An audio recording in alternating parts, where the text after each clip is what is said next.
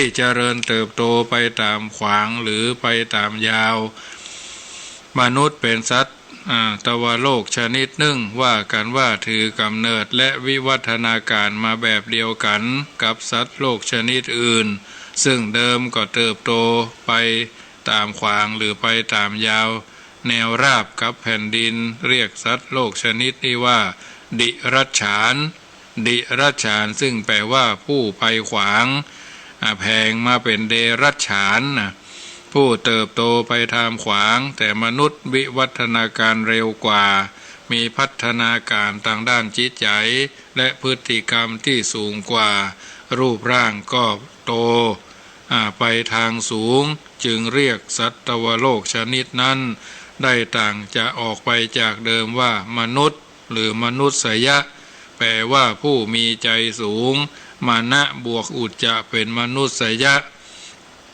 คือผู้มีใจรู้เรื่องที่เป็นประโยชน์และบ่เป็นประโยชน์มนุษย์มีวิวัฒนาการขึ้นมาเรื่อยๆทั้งทางด้านสรีระด้านสติปัญญาดังที่เราท่านทั้งหลายทราบจนดิรัจฉานบ่อาจจะเท่าเทียมได้สิ่งหนึ่งที่เป็นชัดที่ได้หันชัดก็คือเรื่องพฤติกรรมของมนุษย์มีการควบคุมมีการจัดระเบียบมีการบังคับลงโทษเพื่อทำบ่ถูกทำให้มนุษย์อยู่กันอย่างสงบสุขสันติสุขพัฒนาการก้าวหน้า โดยสิ่งอำนวยความสะดวกนานาชนิดวิชาการต่างๆล้ำหน้าขึ้นเรื่อยๆปัจจัยอำนวยชีวิตโดยตรงคืออาหารเครื่องนุ่งห่มที่อยู่อาศัยยารักษาโรคอุปกรณ์ช่วยเหลือเช่นอุปกรณ์สื่อสารอุปกรณ์ช่วยแรงอุปกรณ์การเดินทางอุปกรณ์การทำมาหากินมนุษย์ได้พัฒนาขึ้นดีขึ้นเป็นประโยชน์มากขึ้นจนหาที่สุดมิได้มีสิ่งหนึ่งที่ทำให้มนุษย์สามารถควบคุมพฤติกรรมของมนุษย์ได้แม้ผลิตอันยังออกมาก็อยู่ในขอบเขตที่บ่ฮือไปทำลายบ่ฮือทำให้ผู้อื่นเดือดร้อนเป็นประโยชน์แก่โลกเพียงอย่างเดียวคือสิ่งนั้นก็คือศีลมนุษย์อยู่ในหลักของศีลจึงมีความสมบูรณ์ทั้งด้านพฤติกรรมและจิตใจคือมีพฤติกรรมที่บ่เบียดเบียนผู้อื่นประกอบอาชีพในทางที่สุจริต รักเดียวใจเดียวไม่ในคู่ครองของตนเองสื่อสารกันด้วยความจริงความซื่อสัตย์ไม่หยาบคายไม่ข้องเกี่ยวกับสุรายาเสพติดสังคมมนุษย์ที่มีความเป็นมนุษย์สมบูรณ์อย่างนี้ก็สุขสงบแม้จะมีสิ่งใหม่ๆที่เกิดขึ้นจากสติปัญญาของหมู่ตนก็อำนวยความสะดวกเพิ่มพูนความสุขแก่ตนเป็นประการสำคัญศีลทำให้มนุษย์เป็นมนุษย์ที่สมบูรณ์แบบมีชีวิตเป็นปกติสุขเท่ากับว่าศีลเป็นหลักประกันความสงบสุขเป็นหลักจริยธรรมเพื่อมนุษย์ที่มีพฤติกรรมโดยชอบหากมนุษย์บ่มีศีลบ่จำกัดพฤติกรรมตามหลักของศีลมนุษย์ก็จะมีพฤติกรรมที่เป็นไปในทางทำลายในทางที่ทำให้เดือดร้อนหรือในทางสะสมอำนาจไว้คอยข่มขีเอาเปรียบผู้อื่นจิตใจก็จะคิดแต่ในเรื่องประโยชน์ส่วนตัวและพาพวกตนเท่านั้นและพวกพ้องของตนเท่าอันสิ่งต่างๆที่ประดิษฐ์คิดกันขึ้นมาก็จะใช้เป็นเครื่องมือในการกระทำพฤติกรรมที่ผิดไม่ใช้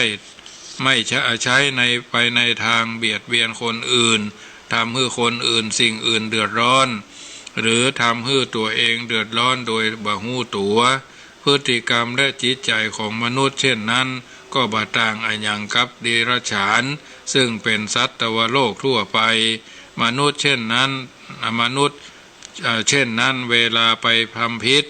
ไปก่อกรรมทำเข็ญแก่คนอื่นโดยขาดความเป็นมนุษย์ผู้คนก็จะประณามบ่ต่างอันยังกับสัตว์หรือเรียกอย่างหยาบคายว่าไอ้สัตว์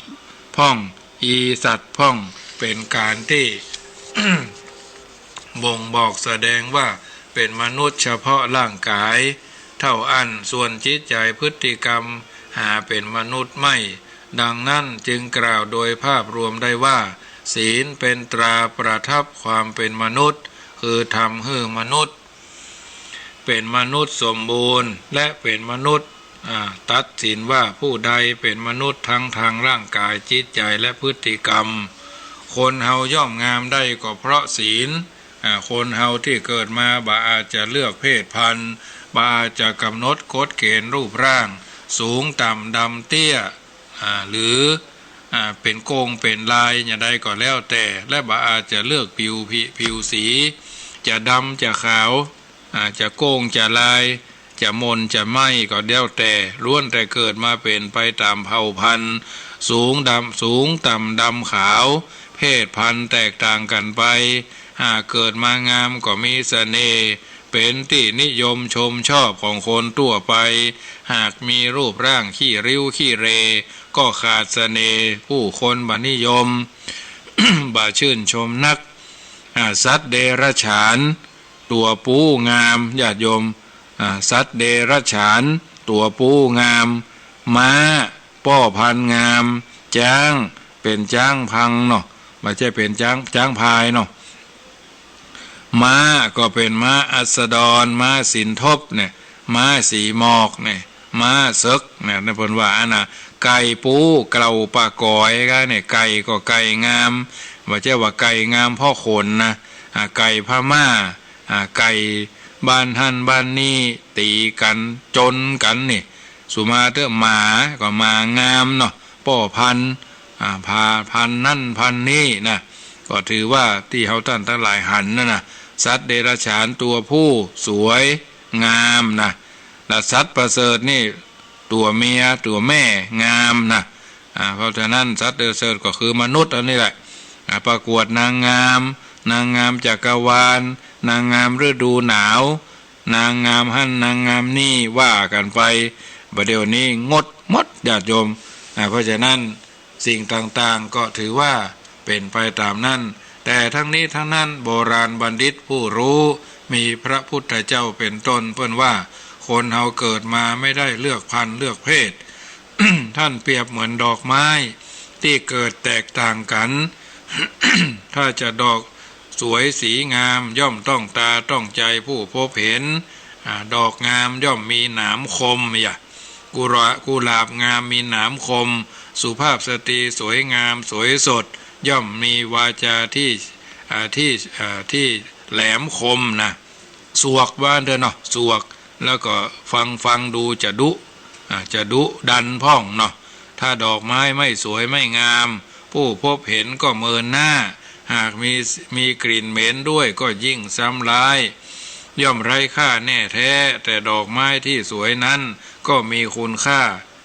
คุณแค่ได้รับคำชมว่าสวยเท่านั้น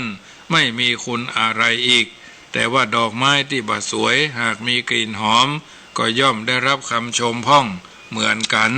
หรือดอกไม้ที่สวยด้วยกลิ่นหอมด้วยก็ย่อมได้รับคำชมหลายสถานเป็นที่ปรารถนาต้องการบ่จืดจางคนเฮาก็เหมือนกันถ้ารูปร่างดีมีน้ำใจงดงามมีคุณธรรมเป็นเครื่องประดับตัวก็จะเป็นที่นับหน้าถือตาเสน่หาของคนทั่วไปหารูปร่างดีแต่ขาดน้ำใจไร้คุณธรรมก็เอาดีได้ยากสู้คนที่รูปร่างขี้เรแต่จิตใจงามไม่ได้ถ้ารูปร่างขี้เลและไร้คุณธรรมใจไม่งดงามด้วยก็ยิ่งซ้ำร้ายไม่น่าคบหาสมาคมด้วยประการะทั้งปวง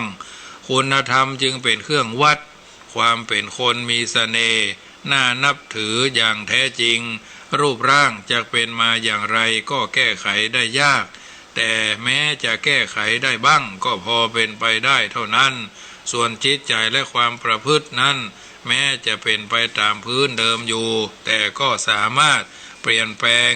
ได้หากมีความตั้งใจจะทำเหมือนดอกไม้ที่ไม่หอมมาแต่เดิมก็พอจะทำให้หอมขึ้นมาด้วยการอบด้วยการพรมน้ำหอมลงไปที่ดอกไม้นั้นซึ่งสิ่งที่จะช่วยให้จิตใจและความประพฤติงดงามก็คือคุณธรรม คุณธรรมหรือคุณธรรมคนมีคุณธรรมแม้รูปร่างจะไม่งามก็มีเสน่ห์แม้จะมีอายุมากแม้จะมีอายุเสมอและแม้จะมีอายุน้อยก็ถือว่าทำให้ดูงามได้ด้วยมีจิตใจงามความประพฤติที่มีคุณธรรมคุณธรรมสำคัญยิ่งสำหรับประดับตัวประดับใจและประดับความประพฤติก็คือศีลนั่นเองเพราะว่าศีลนั่นจะเป็นบรรทัดฐานสำคัญสำหรับพฤติกรรมที่ดีงามทำให้คนประพฤติความดีได้คงที่เมื่อมีศีลรักษาศีลจนชำนาญเป็นปกติกิริยาแล้วก็ดำเนินชีวิตเป็นปกติได้โดยง่ายบ่ต้องหวาดวิตกกังวลใดๆเหมือนเส้นบรรทัดที่อยู่ในหน้ากระดาษเป็นเครื่องมือเขียนอักษรได้ตรงไม่คดงอโยเยไปมาต่อเมื่อฝึกเขียนตามเส้นจนชำนาญตรงแนวดีแล้วต่อไปแม้เขียนหนังสือจะไม่มีเส้นบรรทัดก็สามารถเขียนให้ตรงแน่วแน่ได้เพราะมีความสันทัดในกรณีดังกล่าวตรงกันข้ามหากบ่มีศีลหรือรับศีลแล้วบ่สนใจจะรักษาก็บ่มีอย่างจะนักแน่นมั่นคงเป็นหลักประกันในสิ่งเหล่านี้อาจจะเอ็นเอียงผ่านแปรไปทำพิษทุจริตตรงนั้นตรงนี้ได้ง่ายดังนั้นจึงกล่าวได้ว่าศีลนั้นทำให้คนงามได้คืองามด้วยคุณธรรมด้วยมารยาทด้วยความประพฤติปฏิบัติที่งดงามคงที่แม้จะเป็นคนอายุนักตั้งแต่95ลงมาก็งามอยู่นะแม้จะเป็นคนไม่สวยไม่หล่อแต่ก็งามนะและเป็นความงามที่คงทนถาวรงามได้ตลอดกาลที่เราท่านทั้งหลายทราบกันดีอันนี้เป็นบรรทัดฐานในการดำเนินชีวิตที่เรื่องของศีลก็เพราะว่าวันนี้เป็นวันศีลเป็นวันพระท่านสาธุชนที่อยู่ทางบ้านว่าท่านมาหาไปไหนเนาะวันนี้ก็ถือว่าไปปฏิบัติหน้าที่ของตัวของตนนะเพราะฉะนั้นญาติโยมศีลเป็นร้อยชาติแล้วส่งผลคือบรรลุพระโพธิญาณเป็นพุทธเจ้าในการต่อมาเรียกว่าศีลบารมียกย่องศีลเป็นที่ตั้งแห่งการบำเพ็ญบุญอย่างหนึ่ง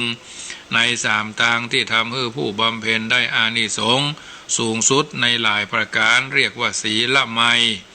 ยกย่องศีลว่าเป็นสิกขาที่เป็นข้อสำหรับประพฤติปฏิบัติเบื้องต้นคือบรรลุธรรมในระดับสูงขึ้นไปเรียกว่าศีลสิกขาอาทิศีลสิกขาเป็นต้นอันเนี้ยญาติโยมสาธุชนท่านผู้ฟังทั้งหลายโมทนากับหลายท่านหลายคนที่กดไลค์กดแชร์เข้ามาแม่มาลีกัลยาแม่เกียงคำลุ่งไพโรจน์โยมประจันเตชาคำพรหมพรทนาวิเศษคุณสาธุโยมชนาภาสีทาหลายท่านก็กดทางมาทางไลน์ว่าวันนี้บัดได้จัดรายการก็จัดอยู่เนอะเพราะว่าไปเทศนาธรรมกำลังพิกมาน้อมเอาธรรมะอันเป็นสาระมาเป็นเครื่องเตือนจิตสกิดใจให้ญาติโยมสาธุชนได้ยินได้ฟังเป็นลำดับไปน้ำธรรมคำสอนในค่ำคืนนี้ก็จะได้จาญาติโยมได้นำไปเป็นข้อเตือนจิตสกิดใจจักบ่ได้ทรำผิดพลาดคาดเคลื่อนจากความเป็นจริงน้ำธรรมคำสอนในทางพระพุทธศาสนา 84,000 พระธรรมขันธ์เอาท่านทั้งหลายก็ตั้งอกตั้งใจฟังกันไปเป็นลำดับไปซึ่งแต่ละคืนวันนั้นที่ได้ตั้งใจเอาน้ำธรรมคำสอนมามาจ่ามาอธิบายให้ญาติโยมฟังก็ถือว่าเป็นการตอบบุญแทนคุณข้าวน้ำเมื่อญาติโยมสาธุชนได้กระทำบำเพ็ญสิ่งที่ดีที่งามเป็นลำดับไปค่ำคืนนี้จะเรื่องของปูจานะเรื่องการปูจาตั้งเป็นประเด็นให้ท่านทั้งหลายเข้าใจง่ายว่าการปูจาคืออะไรการปูจานั้นมีกี่อย่างการสิ่งอะไรบ้างที่ควรบูชาแล้วได้อะไรนะการปูจาคือ คืออะไรเนาะการปูจาคือการยกย่องอย่างสูงเทิดทูนไว้การปูจานี้กล่าวโดยย่อก็มีสองอย่างการปูจาด้วยสิ่งของอามิตรวรามิตรเช่นอามิสปูจาด้วยการสิ่งของดอกไม้ธูปเทียนข้าวน้ำโภชนะอาหารตาลขันเข้าให้ดอกพวงมาลัยดอกสะพะวะดอกสิ่งของทั้งหลายนะเพื่อนห้องบอกว่าอามิตรนะปูจาด้วยการปฏิบัติเรียกว่าปฏิบัติบูชานะเอาน้ำทำคำสอนเพื่อนว่าละชั่วละชั่วทำดีนะทำจิตใจให้ใสเนี่ยคือการปฏิบัติบูชาประเด็นที่สองการปูจานั่นมีกี่อย่างจะกล่าวถึงลักษณะของการปูจามีอยู่ด้วยกัน3 อย่างก็คือสักการะการปูจาด้วยสิ่งของสักการะเวลามีงานศพเฮาก็จัดงานศพเวลามีการขึ้นเฮือนใหม่ทำบุญญาติผู้ใหญ่ทำบุญอายุอย่างต่ออย่างนั้นมีการประดับประดาด้วยดอกไม้นานาชนิดนี่งานขาวดำเพื่อเป็นการปูจาหรือที่เฮาห้องกันว่าไว้อาลัยก็คือไว้อาลัยด้วยการปูจาดอกไม้บางคนมีความเห็นแตกต่างออกไปโดยเห็นว่าสิ่งเหล่านี้บ่จำเป็นก็ปูจาด้วยเงินปูจาด้วยธนบัตรจักปูจาด้วยอัญญังก็ตามแต่สิ่งเหล่านี้เรียกว่าสักการะทำไมจึงต้องปูจาก็เพราะว่าผู้วายชนผู้มีพระคุณนะเป็นผู้ที่เขาท่านทั้งหลายเคารพปูจานะประการที่สองปักคันหะก็การปูจาด้วยการปฏิบัติคือการยกย่องสรรเสริญเช่นหมู่เฮาเหล่าเจ้าข้าปากันเป็นพุทธศาสนิกชนก็เคารพนับถือพระรัตนตรัยมีพระพุทธเจ้าพระธรรมพระสงฆ์บทสวดสรรเสริญพระคุณของพระรัตนตรัยก็คืออิติปิโสภควาจนถึงสวากขาโตภควตาธัมโมสุปฏิปันโนภควโตสาวกสังโฆเป็นต้นหรือบุตรธิดาปูจาพ่อปูจาแม่ด้วยการกล่าวยกย่องสรรเสริญบุพการีคือพ่อแม่ของตนการปูจาอย่างนี้เรียกว่าปักคันหะปูจาด้วยการยกย่องสรรเสริญหรือยกย่องสรรเสริญประการที่3สัมมานะบูชาด้วยการปฏิบัติตามคำสอนเช่นพุทธบริษัทปฏิบัติตามคำสอนของพระพุทธเจ้าบุตรธิดาปฏิบัติตามคำสอนของพ่อของแม่ศิษยานุศิษย์ปฏิบัติตามคำสอนของพระอุปัชฌาย์กัมมวาจาจารย์อนุสาวนาจารย์หรือครูบาอาจารย์อย่างนี้เรียกว่าสัมมานะบูชาด้วยการปฏิบัติคำสอนพระเจ้าพระสงฆ์ก็ไผเป็นอุปัชฌาย์ไผเป็นกัมมวาจาคู่สวดไผเป็นอนุสาวนาจารย์คู่สวดไผเป็นเจ้าอาวาสถือศีลถือปอนไปเป็นคนสั่งสอนอบรมบ่มนิสัยคัดเกลาขันธสันดานอันนี้ย่อมมีสัมมานะทั้งปักคันหะและสัมมานะก็คือการปฏิบูชาการบูชาด้วยการปฏิบัตินี้พระพุทธเจ้าทรงสรรเสริญว่าประเสริฐสุดคือประเสริฐกว่าอามิสบูชาดังที่พระพุทธเจ้าก่อนจะปรินิพพานปรากฏในมหาปรินิพพานสูตรตรัสแก่พระอานนท์ว่าเทวดาและมนุษย์ทั้งหลายบูชาพระองค์ในครั้งนั้นท่านกล่าวว่าตั้งแต่พื้นปฐพีจนถึงขอบปากจักรวาลคือทั้งมนุษย์และเทวดาพรหมต่างก็บูชาพระพุทธเจ้าทั้งนั้นพระองค์บัสรรเสริญการบูชาด้วยอามิตรพระองค์ตรัสว่าการบูชาด้วยอามิตรนี้ ทรงพระศาสนาไว้เพียงดื่มนมอึกหนึ่งเท่านั้นนะการบูชาด้วยอามิตรนี้ทรงพระศาสนาไว้ได้เพียงดื่มนมอึกหนึ่งเท่านั้นนะก็คือสั้นนะทรงพระศาสนาไว้บ่ได้นั่นเองคำเปรียบเทียบว่าทรงพระศาสนาไว้เพียงดื่มนมอึกหนึ่งเท่านั้นแต่การปฏิบัติบูชานั้นสามารถทรงพระศาสนาไว้เพราะฉะนั้นโดยทางปฏิบัติบุตรธิดาปฏิบัติตามคำสอนของพ่อแม่ ศิษย์ปฏิบัติตามคำสอนของอุปัชฌาย์กัมมวาจาจารย์อนุสาวนาจารย์เป็นต้นบุตรธิดาก็จะทำให้บุตรธิดาศิษยานุศิษย์มีแต่ความเจริญเปิ้นจึงบอกว่าลูกศิษย์โชวัดลูกสัตว์โชเจ้าของลูกน้องโชเจ้านายลูกพ่อจายแม่ยิงโชพ่อโชแม่ลูกศิษย์โชวัดลูกสัตว์โชเจ้าของลูกน้องโชเจ้านายลูกพ่อจายลูกแม่ยิงโชพ่อโชแม่เป็นต้นญาติโยมประเด็นที่3อันยังที่เฮาควรจะบูชากล่าวโดยสรุปก็คือ1ปูชนียวัตถุปูชนียวัตถุก็คือวัตถุสิ่งของที่ควรบูชาของเล็กๆน้อยๆที่นำมาเคลื่อนที่ไปมาได้เช่น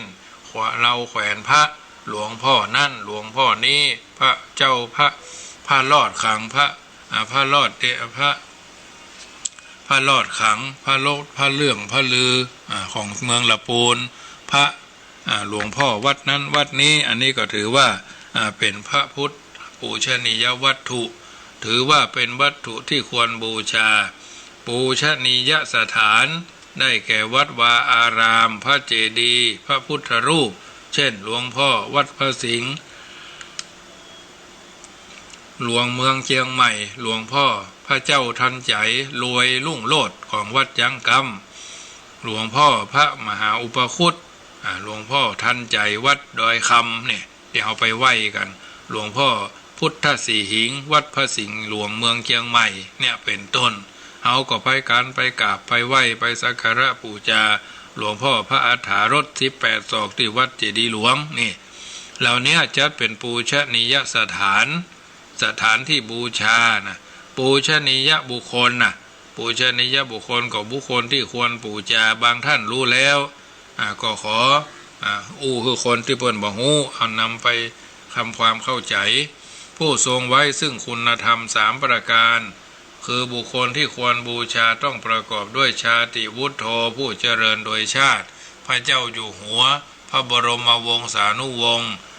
ผู้ที่มีการศึกษาระดับสูงปริญญาตรีปริญญาโทปริญญาเอกพระเจ้าพระสงฆ์องค์สามเณรนี่เป็นผู้มีคุณวุฒิคือการศึกษามีศีลวัตระปฏิปทาและก็วัยวุฒิพ่ออุ้ยแม่อุ้ยพ่อลุงแม่ป้าทั้งหลายที่มีอายุ60 ปีปลายไปแล้วอันนี้วัยวุฒิโทผู้เจริญด้วยวัยเกิดมาอาบน้ำห้อนก่อนเฮาหันฟ้าหันดินก่อนเฮา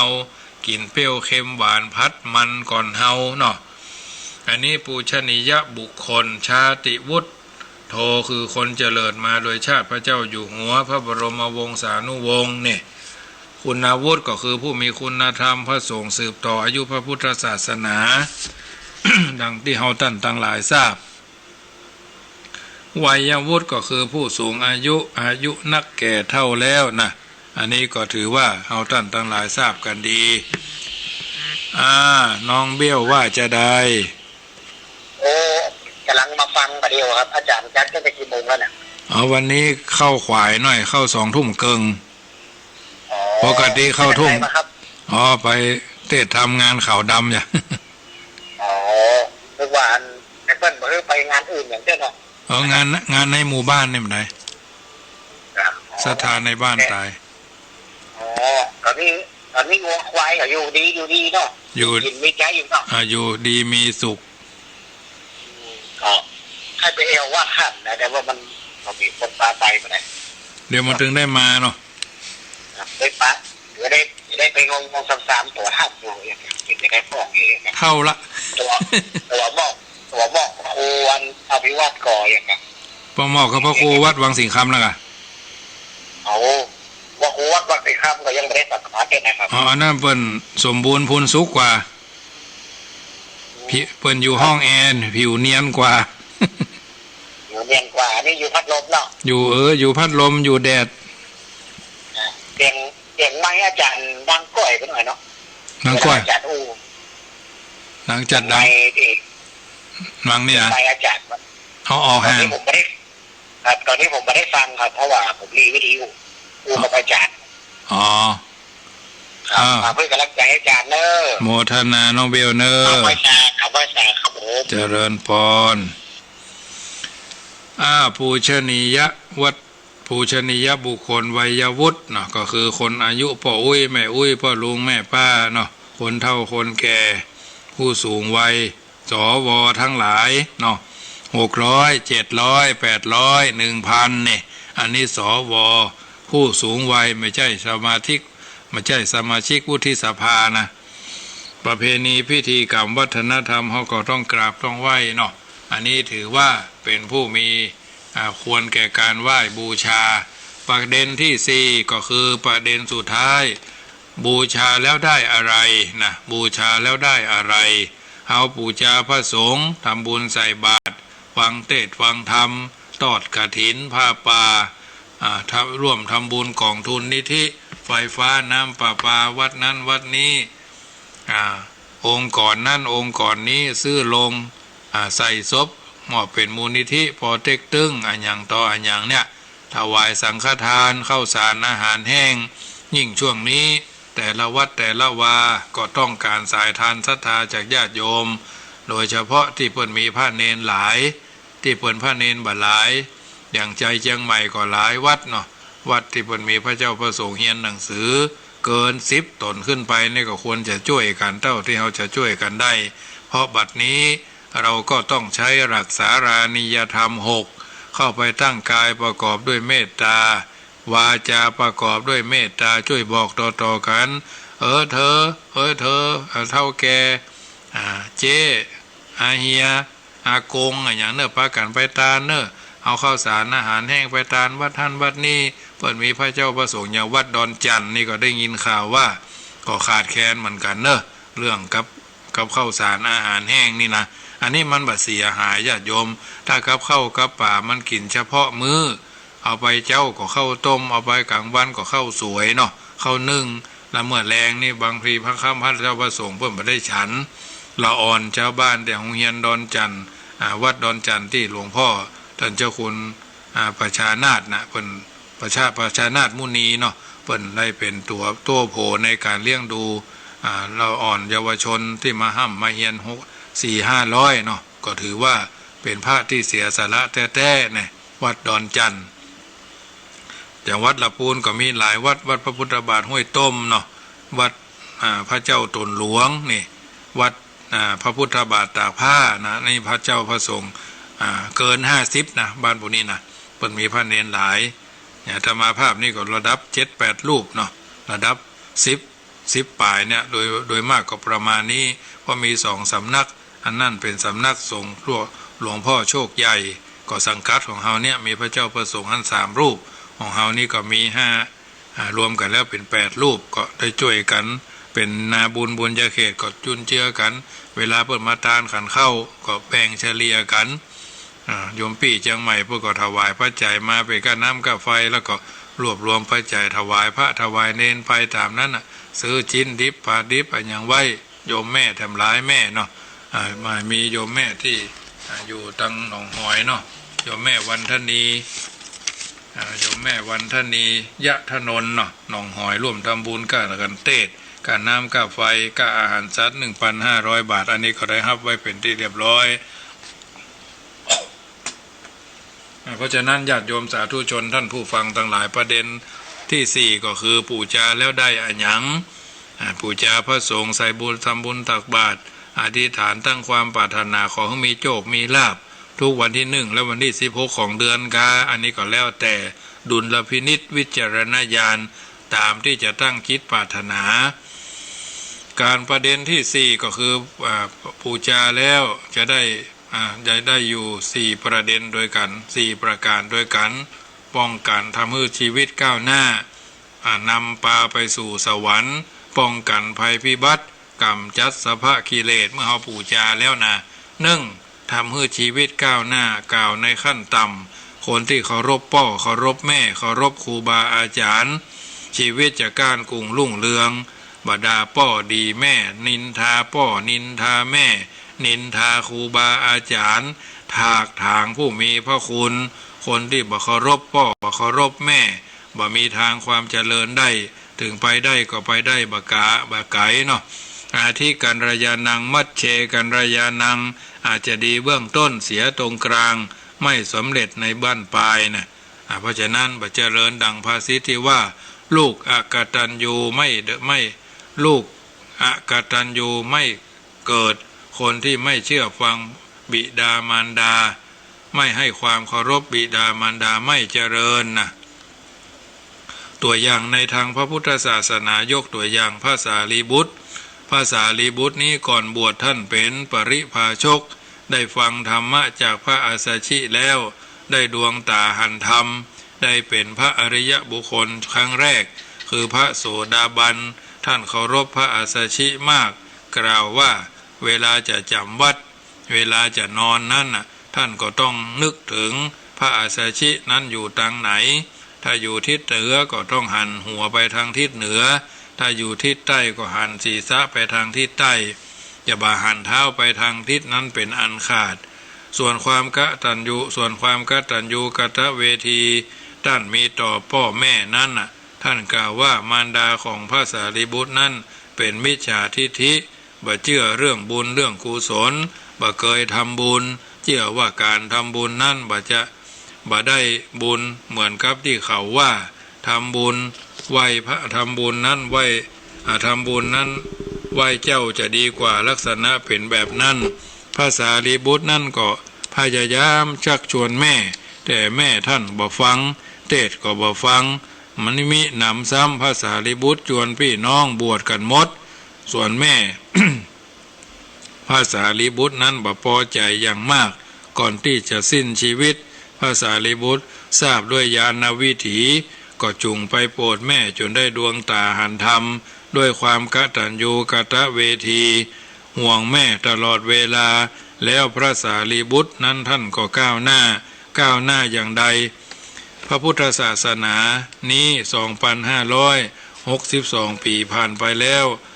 เวลาเราจะสร้างโบสถ์จะสร้างพระประธานจะต้องสร้างพระโมคคัลลานะพระสารีบุตรไว้เสมอพระสารีบุตรด้านซ้ายพระมหาโมคคัลลานะด้านขวาในประจำพระวิหารวันววิหารนี้เนาะทุกโบสถ์นั่นแหละจะต้องมีโมคคัลลานะสารีบุตร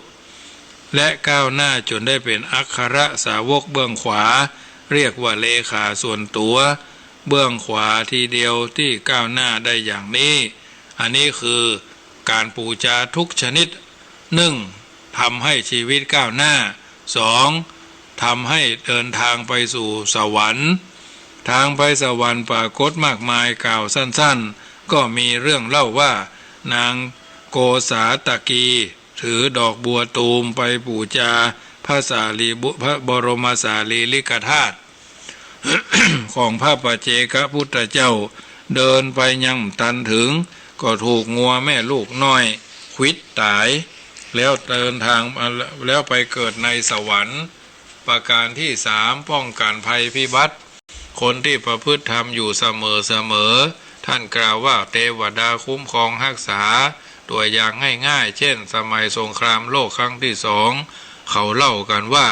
มีทหารคนหนึ่งออกไปสู้รบกับข้าศึกมีอันยังเป็นเครื่องรางก็เอาผ้าถุงของแม่นี่แหละปันหัวไปสู้ปรากฏว่าอาวุธบาระคายเครื่องผิวหนังเลยเรียกว่ายิงก็บ่ออกฟันก็บ่เข้า เนี่ยผ้าถุงของแม่ศักดิ์สิทธิ์แต่ถ้าเป็นของคนอื่นคงบ่ศักดิ์สิทธิ์แน่เพราะเฉพาะของแม่นี่แหละศักดิ์สิทธิ์แน่แท้แม่ผู้บังเกิดเกล้าอาตมาภาพก็ยังมีไว้เลยเพราะว่าเปิ้นได้ฟันเอาไว้คือก่อนที่เปิ้นจะถึงแก่กรรมไปเนาะอันนี้เปิ้นทำไว้เมื่ออายุ50ปลายแม่ตายอายุ71เนาะถือว่าปัจจุบันวันนี้ก็ได้20กว่าปีก็เพิ่นก็ฟันฮือพี่เส้นน้องเส้นเนาะอันนี้เอาไว้รักษาเนื้อรักษาตัวไม่ใช่ว่างมงายพ่อก็ได้เส้นผมเนาะเอามาไว้ครับเนื้อกับตัวนี่แหละของพ่อของแม่เวลาเฮาทุกข์ละกรรมลำบากตกละกรรมลำบากไปตู้แดนไก่ห้องหาพ่อหาแม่เนาะพ่อเฮ้ยแม่เฮ้ยเปิ้นจึงมีนกพ่อเฮ้ยน่ะนกพ่อเฮ้ยพ่อเฮ้ยน่ะอันนี้เปิ้นว่ากันตามมาจะอาตมาภาพก็ว่าไปตามนั้นเชื่อหรือ ก็บ่เป็นหยังญาติโยมป้องกันภัยพิบัติประการที่3ถ้าเฮาบูชาและการประการที่4กำจัดสภากิเลสกำจัดสภากิเลสนี้ก็คือคนที่เชื่อฟังคำสอนของพระพุทธเจ้าแล้วปฏิบัติตามตัวย่อมจะได้สำเร็จเป็นพระอริยบุคคลชั้นต่ำชั้นกลางสูงตามลำดับกล่าวคือคนที่มั่นคงในทานะศีลภาวนาเมื่อหันว่าทานะศีลภาวนาการเข้าวัดเข้าวาเป็นเรื่องถูกดีงามก็จะเป็นคนที่กำจัดความโลภความโกรธความหลงให้เบาบางลงได้ตามลำดับเมตตาเพิ่มพูนขึ้นศีลธรรมเพิ่มพูนขึ้นราคะโทสะโมหะบรรเทาเบาบางห่างหายลงปลดปลงปลดปล่อยวางก็หู้จักพอหันสุขหันสุขหันทุกข์ของคนอื่นก็มีความสงสารช่วยเหลือสงเคราะห์กันบ่หันแก่ตัวนี่ก็ชื่อว่ากำจัดสัพพกิเลสที่กล่าวมานี้เพื่อแสดงให้ญาติโยมสาธุชนเห็นว่าท่านทั้งหลายได้มีโอกาสได้สร้างได้เสริมได้เพิ่มได้เติมได้กระทำคุณงามความดีโดยการปฏิบัติบูชาเช่นนี้บูชาอย่างถูกต้องท่องแท้ก็จะได้สิ่งที่ดีที่งามตามสมควรแก่เฮาท่านทั้งหลายตามลำดับไปทีนี้ญาติโยมสาธุชนท่านผู้ฟังทั้งหลายแถมบทหนึ่งในมงคลละสูตรเพิ่นบอกว่าสุภาสิตาจะยาวาจาเอตมังคารมุตตมังวาจาสุภาษิตเป็นมงคลสูงสุดอันว่าวาจามีความสำคัญมากอาจจะทำให้ผู้ฟังมีสุขหรือมีทุกข์จะทำให้คนฮักคนชังก็ได้ดังล้นเก้ารัชกาลที่6ทรงประพันธ์เอาไว้ว่าอันพูดนั้นไม่ยากปานใดคนที่มีลิ้นอาจพูดได้สำคัญและในคำที่พูดอาจจะทำให้ชอบและชังนะและในเรื่องวาจานี้สุนทรผู้กวีเอกของโลกก็ได้ประพันธ์ไว้หลายบทเป็นต้นว่าจะพูดจาปราศัยกับใครนั้นอย่าตะบันขั้นตะคอกให้เคืองหูหรือพูดโป้งโผงอึ่งขึ้นเมืองกูคนจะลู่ล่วงลามไม่ขามใจเป็นมนุษย์สุดนิยมเพียงลมปากจะได้เจ๊ยากหวยหิวเพราะชิวหาถ้าพูดดีมีคนเขาเมตตาจะพูดจาจงพิเคราะห์ให้เหมาะความอันอ้อยตาลหวานลิ้นแล้วสิ้นซากแต่ลมปากหวานหูไม่รู้หายอันเจ็บอื่น100,000 ยิ่งยังแคลนคลายเจ็บจนตายก็เพราะเหน็บให้เจ็บใจถึงบางพูดดีเป็นสีสักมีคนรักรสถ้อยอร่อยจิตถ้าพูดชั่วตัวตายทำลายมิตรจะชอบผิดในมนุษย์เพราะพูดจาอันนี้ญาติโยมสาธุชนบางท่านก็คงจะทราบแล้วเคยได้ยินหลายเตื้อเป็นนักกรนักกวีทั้งหลายเพิ่นกล่าวแต่มาภาพก็ก้อนใกล้เอามาทบทวนบทเรียนชีวิต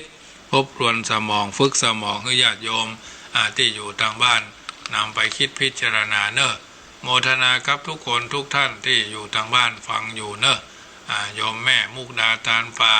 ที่ยังมานอนเนอะอนุโมทนาโดยในเรื่องวาจาคือกรรมอู้ท่านบอกท่านแบ่งเป็น2 ฝ่ายละ4เท่ากันก็คือวาจาสุจริต4ได้แก่พูดจริงพูดคำสุภาพพูดสมานสามัคคีพูดมีสาระวาจา4ประเภทนี้เป็นมัทุรสวาจาหรือมัทุระวาจาฟังแล้วอร่อยจิต สำราญใจเป็นบุพวาจาคือวาจาเป็นดอกไม้ฟังแล้วชื่นใจเหมือนได้ดมกลิ่นดอกมะลินะไม่ใช่ดอกอุตภิษหรือดอกวาสนาแถมฝ่ายหนึ่งเป็นวจีทุจริตพูดเท็จพูดคำหยาบพูดยุแยงตะแคงทั่วพูดย่อเย้ยพูดเพ้อเจ้อนะกึ้มงึ้มดื่มในน้ำบะไหลเจี้ยวปื้นนิสัยไม่ดีอูบะเลาะเพาะแพะนิสัยเด่นอันนี้ถือว่าควรจะเป็นท่านทั้งหลายคนจะชั่วจะดีจะมีปากสำคัญท่านจึงสอนว่าปากเป็นเอกเลขเป็นโทโบราณว่าหนังสือเป็นตรีชั่วดีเป็นตราปากจึงมีความสำคัญและมีมาก กายกรรมมโนกรรมอย่างละ3และวจีกรรมมีถึง4ลักษณะคำสุภาษิตนั่นองค์สมเด็จพระสัมมาสัมพุทธเจ้าตรัสไว้ในปัญจกนิบาตอังคุตตรนิกายว่าวาจาที่เป็นสุภาษิตไม่เป็นทุพภาษิตไม่มีโทษวินยูชนติเตียนไม่ได้จะต้องประกอบด้วยองค์5คือกล่าวตามการกล่าวคำสัตย์กล่าวคำอ่อนหวานกล่าวคำประกอบด้วยประโยชน์ด้วยกล่าวด้วยจิตเมตตาวาจาสุภาษิตนี้ผู้ใดอบรมกระทำได้นักจักมีสุขติภูมิเป็นที่หวังวาจาทุพภาษิตก็จักนำให้ซึ่งอบายภูมินั่นเองวาจาสุภาษิตนี้บอกว่าจะเป็นวาจาที่ใช้สื่อสารกันหนังสือหรือกระทั่งแม้เสียงเพลงก็ล้วนแต่นำมาซึ่งประโยชน์ทั้งที่เป็นโลกิยะและโลกุตระในเรื่องของเสียงเพลงขอนำมาสาธกอยู่2เรื่องที่ภิกษุประนามภิกษุประมาณ60รูปกำลังเดินทางไปฟังเสียงละอ่อนสาวคนหนึ่งกำลังทำนาไปห้องเพลงไปเนื้อหาของเพลงเกี่ยวด้วยชาติชราพยาธิมรณะเจริญวิปัสสนาตามที่ได้บรรลุเป็นพระอรหันต์เรื่องที่2กล่าวถึงพ่อชายคนหนึ่งปิกมาจากป่าพร้อมด้วยบุตร7 คนได้ฟังแม่หญิงคนหนึ่งเหี่ยวแห้งสรีระนี้จะแตกไปเพราะความตายถึงความเป็นเหยื่อเครื่องเคี้ยวของกินของมัจจุสรีระนี้เหมือนต้นไม้จักทับถมแผ่นดินในที่สุดพ่อชายคนนั้นพร้อมด้วยบุตร7 คนพิจารณาตามก็ได้บรรลุปัจเจกโพธิญาณอันนี้เป็นเรื่องของผู้มีบารมีแก่รอบเพียงได้ฟังเสียงร้องเพลงก็เนื่องด้วยอนิจจังทุกขังอนัตตาเจริญวิปัสสนาตามได้บรรลุธรรมชั้นสูงสำหรับเพลงไทยเฮาก็มีมากมายที่มีเนื้อหาสาระดีฟังแล้วเกิดจิตสำนึกในคุณเกิดคุณธรรมเช่นเพลงข้าน้ำนมเพลงคำขึ้นต้นว่าแม่นี้มีบุญคุณอันใหญ่หลวงนะก็ทำให้สำนึกถึงพระคุณพ่อแม่ทำให้ฮักพ่อฮักแม่เคารพพ่อเคารพแม่กึดถึงกึดเติงหาพ่อแม่ก่อให้เกิดกตัญญูกตเวทิตาธรรมเป็นต้นบางเพลงฟังแล้วเกิดสำนึกในรักชาติรักในหลวงสร้างสมานฉันท์รู้จักสามัคคีคือเพลงเป้าหลอมดวงใจของไพรวันลูกเพชร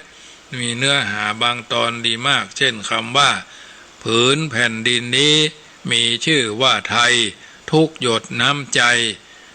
หลอมเข้าเป็นไทยสายเลือดเดียวกันมีศาสนาและองค์พระมหากษัตริย์ยึดมั่นมาตั้งแต่ดึกดำบรรพ์เป็นมิ่งขวัญของชนชาวไทยเป็นต้นอันนี้ญาติโยมสาธุชนท่านผู้ฟังทั้งหลาย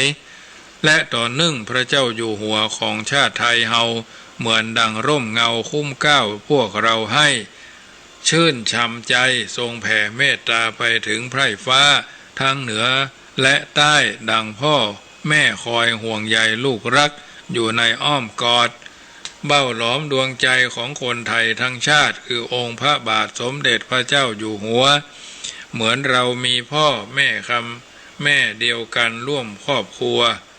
พระเจ้าอยู่หัวคือศูนย์รวมใจประชาเนี่ยเพลงนี้ฟังแล้วญาติโยมก็คงจะเคยฟังแต่ว่าบ่ได้จำอาตมาภาพนึกได้กึดได้ก็ก้อนไกเอามาทำให้หันภาพพระราชกรณียกิจต่างๆของพระองค์ซึ่งล้วนทุ่มเทตรากตรำประสบนิกรของพระองค์ด้วยพระราชหฤทัยเปี่ยมล้นโดยพระเมตตาเพราะฉะนั้นญาติโยมสาธุชนท่านผู้ฟังทั้งหลายอันนี้ได้น้อมนำมาให้ญาติโยมสาธุชนท่านทั้งหลายฟังในวาจาสุภาษิตเป็นอุดมมงคลกล่าวคือให้เกิดความรักความสามัคคีนำมาซึ่งประโยชน์เกื้อกูลทั้งโลกนี้และโลกหน้าเพราะฉะนั้นด้วยขบวนบทในน้ำคำสอนว่าก้านบัวบอกลึกตื้นชนละทาน มารยาทส่อสันดานชาติเชื้อโฉดฉลาดเพราะคำขานควรทราบหม่อมยอมหญ้าเหี่ยวแห้งเรือบอกร้ายแสลงดินนะเพราะฉะนั้นท่านสาธุชนท่านผู้ฟังทั้งหลายอันนี้เป็นส่วนหนึ่งที่น้อมนำมามาจ๋ามาอธิบายให้ญาติโยมสาธุชนได้ฟังแล้วนำไปเป็นข้อเตือนจิตสะกิดใจยักษ์บ่ได้ทรำผิดพลาดคลาดเคลื่อนจากความเป็นจริงรายการเสียงธรรมก่อนรับตาในค่ำคืนนี้เป็นส่วนหนึ่งที่ได้ตั้งใจเอามามาจ่ามาอธิบายเจรนัยสาธกเอาสิ่งละอันพละน้อยเมื่อญาติโยมได้ยินได้ฟังแล้วก็จะได้นำไปเป็นข้อเตือนจิตสะกิดใจยักษ์บ่ได้ทรำผิดพลาดในการดำเนินชีวิตของเฮาท่านทั้งหลายน้ำธรรมคำสอนในทางพระพุทธศาสนาส่วนนี้เป็นส่วนหนึ่งที่ได้ประคับประคองจิตใจให้ญาติโยมได้ยินได้ฟังและก็นำไปเป็นข้อพินิจพิจารณาโดยเฉพาะการดำเนินชีวิตของเฮาท่านทั้งหลายในการดำเนินชีวิตบางทีบางครั้งเฮาแทบจะเอาตัวเฮาออกจากสิ่งบดีบางามแทบจะบ่ได้การดำเนินชีวิตของเฮานั้นบางเตื้อนั้นก็ต้องมีเนื่องด้วยวาสนาบารมีเนาะวาสนาบารมีที่เฮาได้สร้างวาสนาบารมีแต่ละคนนี่บ่เหมือนกันบางคนบางท่านก็สมใจหรือการตัดสินใจเหตุว่าบางทีบางครั้งมีภาษิตไทยไว้บทหนึ่งว่าน้ำขึ้นให้รีบตักเป็นภาษิตเตือนใจเฮาท่านทั้งหลายได้อย่างดีในการทำงานเพราะการทำงานทุกอย่างต้องรีบเร่งและรวดเร็วทันเหตุทันการทันต่อเวลาชักช้ายืดยาดอีกอาจบัดตันการบัดตันกิจและบัดตันกินเอาเสียด้วยจะกลายเป็นช้านักน้ำลงจะหมดทางด้วยเหตุว่าน้ำที่ขึ้นมานั้น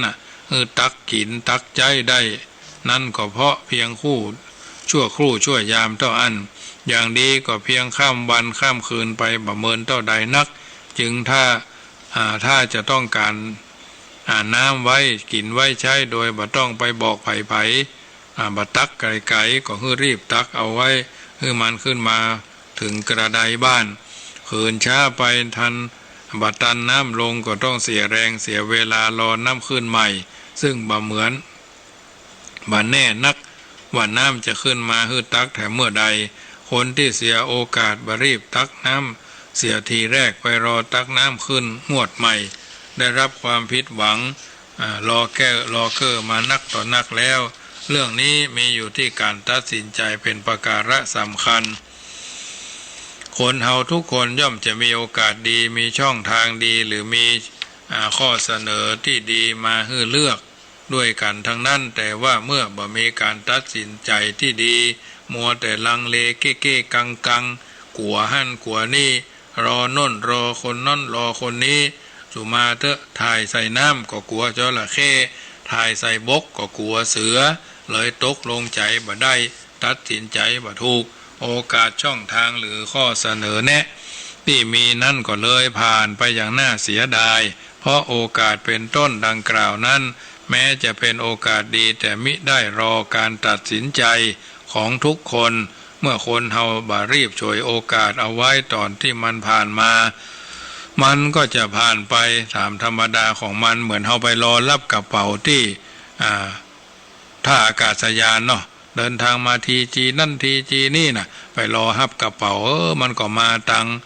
สายพานนั่นน่ะเดือกกับพานนะไปหนัวหนัวเล่นโทรศัพท์มือถือหนัวกันผ่านไปบอกกระเป๋าเหมือนกันก็มีนะมันไหลไปตามสะพานน่ะอันนี้ก็มีให้เราได้ทราบอันเนี้ยปล่อยเวลาโอกาสผ่านไปบ่ได้สมเด็จพระสัมมาสัมพุทธเจ้าตรัสเตือนไว้ว่าคะโนโวมาอุปัจจคาแปลเป็นความภาษาไทยว่าท่านทั้งหลายอย่าให้โอกาสผ่านไปเฉยๆนะผ่านไปบ่ได้เนาะผ่านไปเสียเปล่านะหรืออย่าปล่อยเวลาให้เสียไปเปล่าดังนี้นั่นก็แสดงว่าพระองค์ทรงหันความสำคัญของคณะเวลาเข้ามาในวิถีชีวิตของแต่ละคนพร้อมทั้งทรงย้ำว่าอย่าให้ขณะเวลานั้นผ่านไปเฉยๆนะโดยไม่เกิดประโยชน์เพราะบ่ใช่แต่ขณะเวลาผ่านไปเปล่าบ่อัน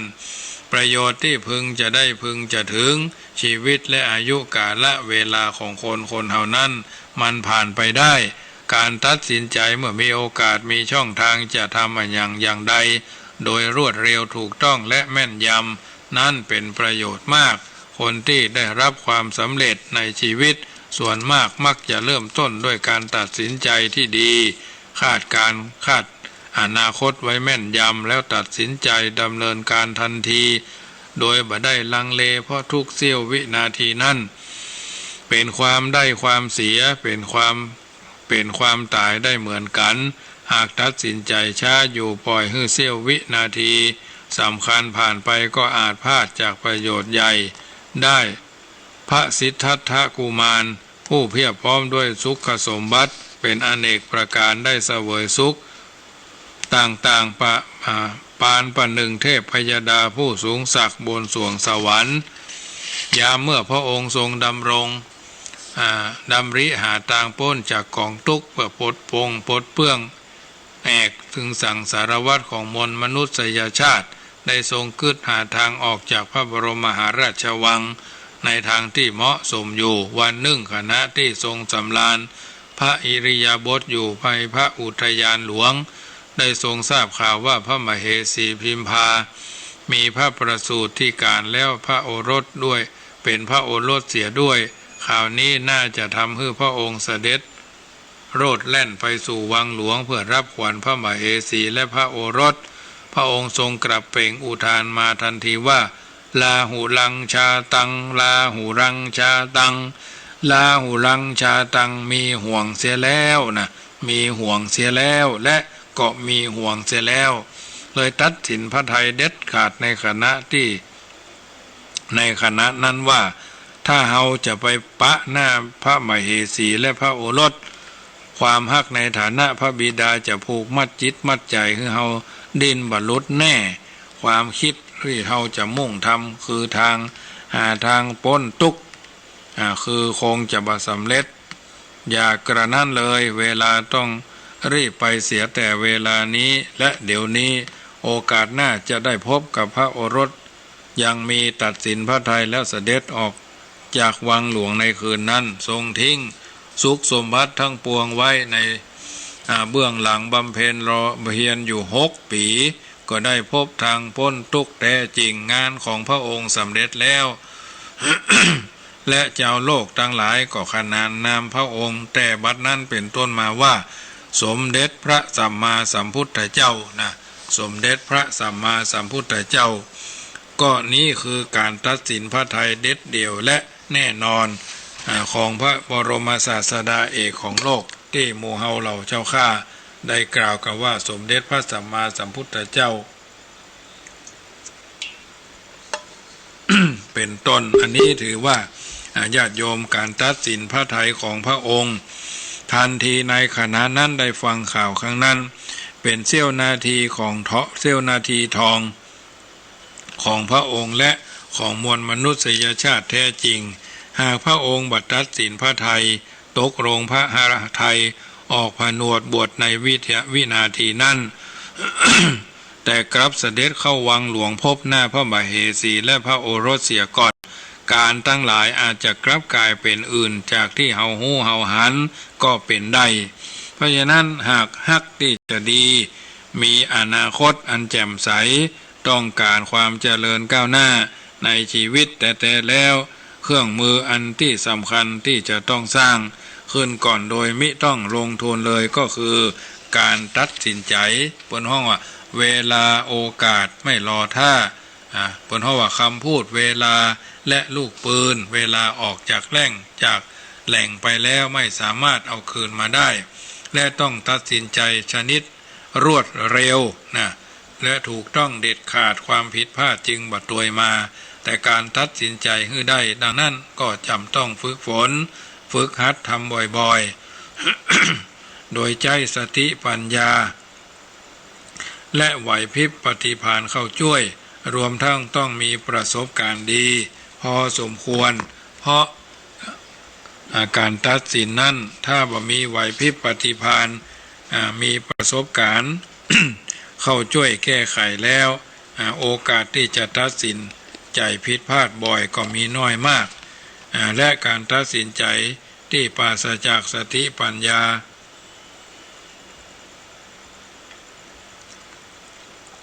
จากความคิดหน้าคิดหลังและปราศจากไหวพริบแม้จะทำให้รวดเร็วเด็ดขาดก็มักจะผิดพลาดและมักบ่ถูกต้องดังนั้นองค์ประกอบที่สำคัญของการตัดสินใจก็คือความรู้ปฏิภาณและประสบการณ์ท่านสาธุชนท่านผู้ฟังทั้งหลายรายการเสียงธรรมก่อนรับตาอาตมาภาพพระมหาประสิทธมาภินันโท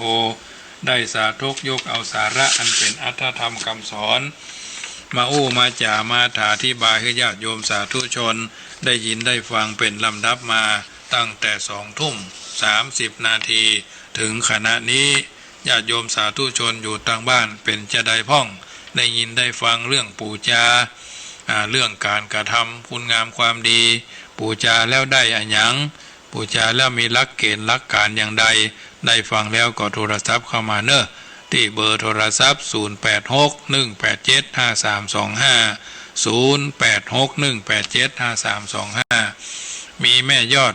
ดอยสะเก็ดโทรเข้ามาเมื่อ20:31แม่อุ่นแปงหลวงป่าตึงหลวงปู่ล่า20:50แล้วก็น้องเบี้ยวเนาะพิการสายตา20:57อันนี้โทรเข้ามาทงจะรับหรือมีอย่างใดอย่างหนึ่งแม่ยอดโทรเข้ามากำเนอะแย่มากได้ก็ค่ำคืนวันนี้ต้องสุมาอภัยเพราะว่าหายไปร่วมชั่วโมงเนาะ19:00ถึง20:00ถึง20:00ครึ่งนะร่วม45นาทีรายการที่ไม่ได้จัดอาจจะได้ยินเพลงซอกันอย่างกันเนาะถือว่าเป็นส่วนหนึ่งที่เป็นกำลังใจอาหารใจอาหารกายเขาเสาะกันได้แล้วอาหารใจนั่นเขาอาจจะเสาะหาจากที่เขาชอบเจริญพรโยมแม่ยอดเจ้าถวายกำลังใจกันนะเจ้ายังบัดรับแต่โอ้บัดรับรอฟังอยู่เรียกว่าบัดได้ยินไรนะวันเนี้ยโอ้ได้ยินกับพอดีมีงานหน่อยเปิดมาพอดีเสียงใกล้ๆมันมีซองเนาะแค่ก็ฟังซอจัดมันนะโอ้หลังกำลังเลื่อนไปแล้วมาแค่ฟังโฆษณาพอดีว่ะถ้าบุญได้ยินอยู่เจ้าไว้ตาเจ้าโมทนาฮ้อนแท้วันนี้นะเหมือนกันฮ้อนแท้กะเจ้าเป็นกำลังใจแม่ยอดเนอเจ้าไว้ตาเจ้าเจริญพรโยมแม่หน้าโรงเรียนนาฏศิลป์เจริญพร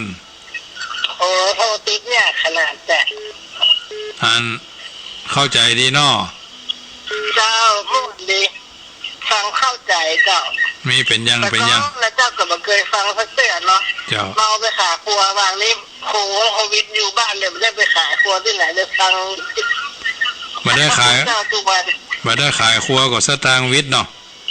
เจ้าเป็นโคเป็นวิทย์เจ้าวิทย์บรรลัยยังแคว้นน่ะรายจ่ายมั่มรายเหมือนตะกรุงเทพเนาะอยู่กัน3-4คนเลยเจ้านี่ยังก็กินนั้นแหละเจ้าเนี่ยกินเตื้อเดียวกุ้ม3คาบเนาะเจ้าห้ามเลือกห้ามหลีกเนาะห้ามเปลี่ยนเจ้าเป็นกำลังใจแม่เนอเจ้าลูกโมทนาอ้าวเจริญพรน้องเบี้ยวจากประเทศรอบ2ได้วันนี้วันดีหลับปูนฝนตกก็มืดมา 4-5 วันละโอ้วิทย์ไปวิทย์มาได้อากาศได้มันตั้งแต่โควิดมันเลยวิทย์ไปวิทย์มาเนี่ยว่ะแล้วอย่างในเมืองนี่กับตรงตรงตาบอดเนี่ยมันบัดที่ผมอยู่นี่กับตรงนะแต่เดี๋ยวเนี่ยลมโซ่ซ่าไปมาอะไรเนี่ยมันไปทางพิโลกไปทางภาคเหนือตอนล่างทางบ้านผมพุ่นพิโลกพุ่นขึ้นไปทางแม่อายไปเนี่ยครับไปทางเชียงรายอย่างพวกกันเนาะไปทางไฮวังเหนืออยู่ทางนั้นไปทางพิโลกไปทางอย่างทางพุ่นเนาะทางบ้านผมพุ่นอยู่พิโลกเนี่ยผมมาอยู่เชียงรายนี่ตั้งแต่เข้าเป็นกำลังใจเนอฟังกันไปอาจารย์เด้อโมทนาภาษา เป็นกำลังใจเนอะ เจริญพรโยมแม่ทองใบ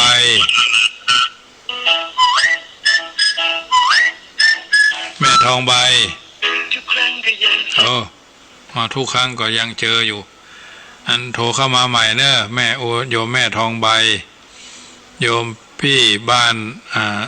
ล่องดอยสะเก็ดโทรเข้ามาใหม่เนอะ0861875325 1เสียง1ศรัทธา1กำลังใจเนอะอันนี้เปิดเต็มที่เนอะร่วมสาว5 นาทีบุญเนาะ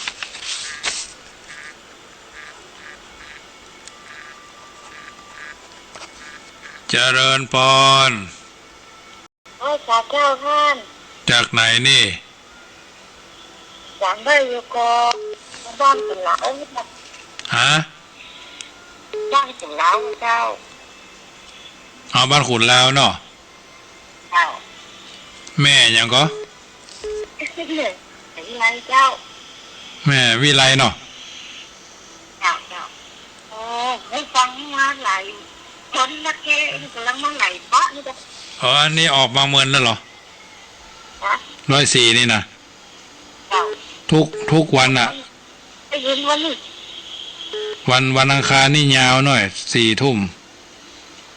นอกนั้นก็มีทุ่มเช้าถึง2 ทุ่มเป็นส่วนใหญ่ เจ้าเจ้าแล้วมีคนฟังโอ้ได้สาระนักเจ้า อันแกงแค่ เจ้าเจ้า แกงแค่พักสดแต่ไม่ใช่พักเหี่ยวนะ เจ้าหมดนี่เจ้า ฟังไปเป็นเรื่อง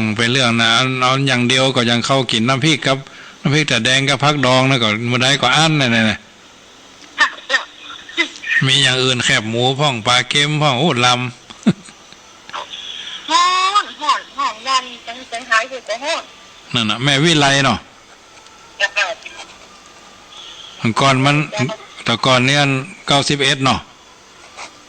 เจ้า 96ครับได้วะ เอาที่พกมาได้ก็ได้จีเนี่ยได้จี 104 ได้จีนี่เอา 104นี่ตอนเจ้าเหรอตอนเจ้า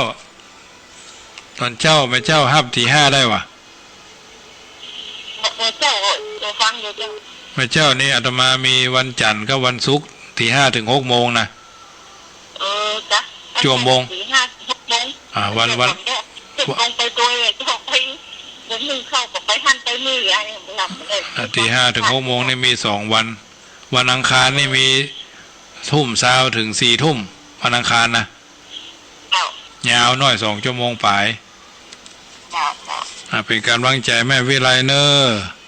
เจ้าเจ้า ขุนลาวเจ้าแม่วิไลขุนลาวนี่ก็เมินนะแกโยมแม่เรนูนึกว่าหลับไปแล้ว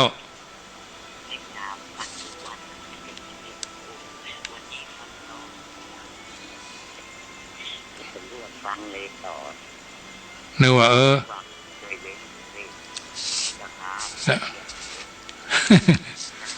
โมทนาแม่เนอ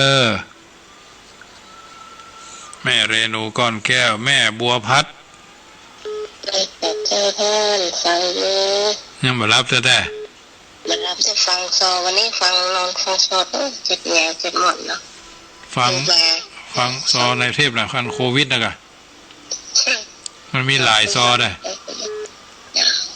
เป็นกำลังใจแม่บัวพัดเนอเป็นกำลังใจท่าน ปันหอมปันหายเจ้าโยมบ้านล่องต้นขามครับนมัสการเจ้า นึกว่ารับไปอะไร มันรับเจ้าฟังท่านจนจะไปกับเจ้า เนี่ยการอยู่กะ ไม่ได้ท่านเจ้า นึกว่าพักทักร้อยอยู่ในบ้านไม่ได้ทำเจ้าเป็นกำลังใจเหมือนกันเนอสวดมนต์อยู่เนาะ เจ้าเป็นกำลังใจให้ท่านแต่ละเจ้า เจ้าเจริญพรโยมพี่บ้านล่องต้นขามเจริญพรโยมผ่องศรีดอยซิวป่าตึงโทรมาบ่ได้ไม่คุยก็เป็นกำลังใจด้วยเนาะบางคนเพิ่นแย่มาบ่ได้ก็บ่เป็นอย่างเนาะเพิ่นบ่โชว์เสียงเนาะนะ ไม่โชว์เสียงแต่โชว์ชื่อและโชว์เบอร์ก็ดีก็ได้เนาะญาติโยมก็บางคนนี่เพิ่นบัดโชว์เสียงแต่โชว์เบอร์และโชว์ชื่อเนาะอโมทนากับหลายคนเนอะโยมแม่ยอดโยมแม่อุ้ยอุ่นน้องเบี้ยว2 รอบโยมแม่หน้าโรงเรียนนาฏศิลป์เชียงใหม่แล้วก็โยมแม่ทองใบนะบ่อสร้างนะโยมแม่อันวิไลขุนลาวนี่ก็เหมือนนะแกแต่ก่อนเพิ่นฟังวัดปากตังเจริญพอจะมาภาพจัดรายการเมื่อคืนเนาะแล้วเมื่อคืนก็ร่วมหลายครั้งหลายปีที่ผ่านมาระยะหลังๆนี่เพิ่นปรับเวลาขึ้นปากตังเจริญเนี่ยจะมาภาพไปอยู่ตอนเจ้าญาติโยมก็เลยห่อหิวไปตามกันเพราะว่าบ่ได้ยินเสียงบางคนแม่เจ้าในปกไปกาดไปลีเนาะรอตอนที่จัด91เมื่อคืนวันจันทร์วันอังคารวันพุธพ่องเนี่ยก็ทลับไปสลับมาญาติโยมก็ประมาณ700-800เพราะว่าบันทึกเสียงบันทึกชื่อบันทึกเบอร์ไว้นะก็ยังอยู่ในเครื่องอยู่เบอร์เพราะว่าเป็นคนที่เก็บจดเนาะไม่ใช่เก็บกดนะเก็บจดญาติโยมแม่ชื่อยังเนี่ยแม่โอ้จำมาได้ก็ท่านจะจดไว้พอท่านโทรเข้ามาเมื่อไหร่เนาะถ้าบ่เปลี่ยนเบอร์ถ้าบ่เปลี่ยนเบอร์บ่เปลี่ยนใจก็คงจะได้เจอกันไปเรื่อยๆเพราะเราถือว่าเป็นชาวพุทธมีพระพุทธเจ้าเป็นผู้นำมีพระสัทธรรมเป็นแผนที่มีพระอริยสงฆ์เป็นผู้ชี้ตัวเฮาคือแหล่งแห่งการทำดีและก็ทำชั่วดีชั่วอยู่ที่ตัวเฮาทำสูงต่ำอยู่ที่เฮาทำตัวโยมพี่โยมป้าโยมอาโยมอาโยมพ่อโยมแม่ที่เป็นกัลยาณมิตรแม้เฮาบ่ได้เป็นพ่อเป็นแม่เดียวกันบ่ได้เป็นพี่เป็นน้องพ่อแม่เดียวกันเฮาก็เหมือนพ่อแม่เดียวกันพี่น้องท้องเดียวกันเพราะมีพระเจ้าอยู่หัวองค์เดียวกันพระพุทธเจ้าองค์เดียวกันนายกรัฐมนตรีที่เฮาเพิ่งบุญเพิ่งคุณเพิ่นก็คนเดียวกันชาติประเทศที่เฮาได้อาศัยร่มไม้ใบบุญร่มไม้ใบบังก็ถือว่าเป็นผู้มีพระคุณทั้งนั้นญาติโยมส่วนใดที่ดีเฮาก็พยายามแสดงคุณงามความดีต่อท่านเหล่านั้นให้ได้ขึ้นชื่อว่าบุญคือความดีทั้งหลายผู้ใดทำผู้นั้นได้บ่สามารถทำแทนกันได้พึงสะสมบุญให้เกิดกับตัวเองให้นักที่สุดบุญนั่นก็จะเป็นไปใบเบิกทางไปพบหน้าเพราะฉะนั้นสิ่งต่างๆเหล่านี้เป็นสิ่งที่เฮาท่านทั้งหลายจะได้ทำให้มันดีขึ้นเพิ่นบอกว่าคนที่ด่าเฮาลับหลังส่วนหนึ่งเพราะเขาอาจจะฮู้ถ้าเขาด่าเฮาต่อหน้าเฮาอาจจะตบเขาที่หน้าก็ได้อันนี้ถ้าเฮามีความอภัยซึ่งกันและกันก็บ่ต้องไปเครียดบ่ต้องไปสนใจในสิ่งที่มันบ่ดีบ่งามอย่างที่เพิ่นบอกว่าง่าวจังเตอะว่าเสอะจังเขานั่นน่ะศีลธรรมกรรมฐานในใจของเฮาบ่ไหววันเซิงบ่เนิ่งเฮาก็จะสบายใจบางทีบางครั้งเฮาไปเครียดไปเข่งเอาสิ่งที่มันดีมันงามน่ะเอามาไว้เป็นว่าอันชีวิตนี้มีค่ามหาศาลให้อยู่บ้านไม่จำเป็นอย่าไปไหนให้เคารพกติกาที่วางไว้จากปลอดภัยไร้กังวลทันพ้นเหตุการณ์มีน้ำใจเอื้อเฟื้อช่วยเหลือแผ่ควรเหลียวแลมิตรขัดสนคนใกล้บ้านความเมตตาจากผ่านพ้นผ่านภัยผ่านทุกเหตุการณ์วิกฤตชีวิตคนตั้งสติพิจารณารักษาจิตให้พินิจคิดตรึกตรองเหตุและผลสิ่งที่เกิดย่อมกระทบสัตว์และคนจะผ่านพ้นโรคภัยนี้มีที่ปัญญา2หลับตาพิจารณาไตรตรองคิดลองฝึกจิตให้อภัยในปัญหาลองฝึกใจอยู่ร่วมกันด้วยเมตตาลองอดทนต่อปัญหาทุกเหตุการณ์เราจะผ่านวิกฤตนี้ด้วยการให้1ควรให้อภัยในเหตุและผล2ให้ความเคารพกติกากันทุกคน3ควรให้การแบ่งปันแก่สัตว์คนจะผ่านพ้นวิกฤตนี้ด้วยสามัคคีธรรมอันนี้เพิ่นกล่าวก้อนไกลเอาไว้แต่มาภาพก็ตั้งใจสาธุยกคือญาติโยมสาธุชนได้ยินได้ฟัง รายการเสียงธรรมที่ญาติโยมสาธุชนได้ยินได้ฟังก็เป็นส่วนหนึ่งที่ได้น้อมนำเอาสาระอัตถธรรมคำสอนสิ่งละอันพละน้อยมามาจ่ามาอธิบายให้ญาติโยมฟังแล้วก็เป็นอัตถสาระส่วนหนึ่งเป็นอาหารใจครับทุกคนเจริญพรแม่ครูเหรียญทองเจ้าไว้เจ้าฟังอยู่ในเจ้าเข้าใจดีเนาะวันนี้เนาะเจ้าเข้าใจดีเจ้าวันนี้โอ้โหวันนี้เยอะๆค่ะคนดีๆทั้งนั้นเลยวันนี้เก็บได้ก็เก็บละดีค่ะดีบูชากันรู้สึกว่าโอ้วันของเก่าๆนะเนี่ยของเก่าๆดีๆเป็นของนี่เลยค่ะของเก่าของเก่าดีๆหลายอย่างก็จะไปค้นหาในตำรานี่บอกว่ามันอยู่ไหนแล้วหายชูไปหมดแล้วแต่เจ้าก็เอากอไก่ให้ฟังอย่าก็กอไก่ขอไข่นะกอไก่ของแม่นี่ม่วนดีเนาะเป็นทำนองถ้าเอาไปให้ละอ่อนฟังเนี่ยอัตมาจะเอาจดจำได้ดีกว่าจะจดไว้ท่องเหมือนกันนี่ฝึกสมองจำได้ก็กอไก่กอไก่ขอไข่ในเล้าขอขวดของเราเนี่ยอันนี้รุ่น 2,500 เนาะเจ้าเพราะว่าถึงนี่มันรุ่นนั้นมันยังว่าการสื่อสารยังก็บ่ค่อยเจริญเนาะอยู่นอกไกลๆบ้านนอกบ้านนาเฮาบ่มีโอกาสได้กรุงเทพแต่ถ้าจะมีโอกาสได้ฟังได้อ่านเนาะถ้าลอกเทปออกมาได้อย่าเอามาพิมพ์กันมาเจ้าม่วนดีนะเสียงก็ม่วนแล้วคนยายเนาะยายนะ80ปลายแล้วเนี่ยเจ้าเสียงดีเพราะถ้าจะเป็นนักกสิณเฮียนนักกสิณจุดนักกสิณมาโม้มันเสียงดีอ่ะนั่นแหละเหมือนถ้าเขาไปเพื่อนได้ห้องเนี่ยนั่นละอ่อนก็จำเนาะนักเรียนก็ชอบเขาก็ชอบฟังชอบฟ้องเกิดแล้วมันม่วนนะดักมันเรียวนี่มันบัดได้นี่มันได้เจ้าทอทงสระอียังอ่านว่าทีอยู่เนี่ยเดี๋ยวสมัยมันเหมือนแต่ก่อนเนาะสมัยแต่ก่อนนี่ภาษาไทยอย่างนี้เป็นเน้นแต่นั่นเนาะยังเดียวละอ่อนลงหงพังจะทอทงอ่านสระอีอ่านว่าทีอีกอะมาอ่านทีทอทงก็มาทีแถมว่าผมได้กินนะได้กินข้าวบัดได้นะนี่นะมันบอกว่าถูกรอบเดียวนะแต่มันคำยังแต่ว่ามันมาเล่นแฟนเหมือนสมัยก่อนเนาะสมัยก่อนนี่มันเล่นแฟนดีภาษาไทยนี่โอ้โหแน่นอนเกิดน่ะมันครูมันคำว่าครูเปลี่ยนเป็นอาจารย์มันเลยวุ่นวายไปอย่างนี้เต้วะเต้กะแต่ก่อนนี่คำว่าครูนี่มันเล่นครูมาแอวหาเนี่ยหายเมื่อยเลยแหละแต่ก่อนนี่ครูอย่างนี้โอ้นอกกลัวตัวอย่างตัวเดียวเนาะละอ่อนเขาไปที่ตัวครูน่ะนั่นเนาะเป็นเพื่อนเป็นฟูเล่นกอดที่ว่าไม่กอดคอฮะเนี่ยเอาโมทนากับแม่เนอเจ้าญาติโยมสาธุชนท่านผู้ฟังทั้งหลายได้ยินได้ฟังน้ำธรรมคำสอนจากรายการเสียงธรรมก่อนรับตาอาตมาภาพพระมหาประสิทธมาภินันโทจะได้อธิบายน้ำธรรมคำสอนให้ญาติโยมฟังเป็นระยะต่อไปตั้งใจฟังกันเนอะค่ำคืนนี้ก่อนรับตาลงก็จะได้เรื่อง12ราศีให้ญาติโยมได้ฟังเนอะ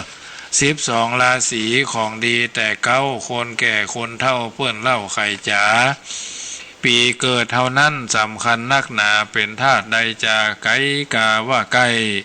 ลองอ่านติดตามลองฟังติดตามข้อความต่อไปนี้จักจี้ดวงหาไทยทะลุปีใจเพิ่งหนูปู่จาสาธุปู่จาพระธาตุเจ้าจอมตอง